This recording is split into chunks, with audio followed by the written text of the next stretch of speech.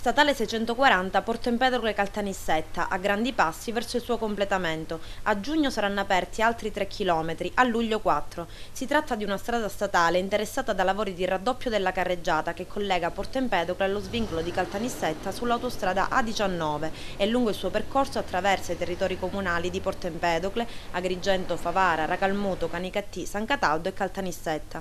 Costituisce uno dei maggiori assi viari regionali ed è la principale via di comunicazione tra Agrigento e Caltanissetta. La strada è oggi interessata da importanti lavori di ammodernamento che la trasformeranno in extraurbana primaria. A giugno verranno consegnati i tratti che vanno dal bivio di Castrofilippo al centro commerciale Le Vigne, in territorio di Racalmuto, mentre a metà luglio il tratto compreso fra lo svincolo Scintili e lo svincolo Noce. Per consentire l'accelerazione dei lavori, da ieri chiuso per circa 2 mesi, il tratto interessato, per cui il traffico da e per Agrigento viene deviato lungo le statali 3, 13 e 85 in territorio di Favara. La chiusura consentirà alle ditte che si occupano dei lavori di completare il tratto in tempi brevi, al fine di avere la possibilità nel periodo estivo di usufruire di una nuova autostrada i cui lavori sono curati dal contraente generale Empedocle. Da luglio saranno complessivamente 7 nuovi chilometri di autostrada regolarmente percorribili.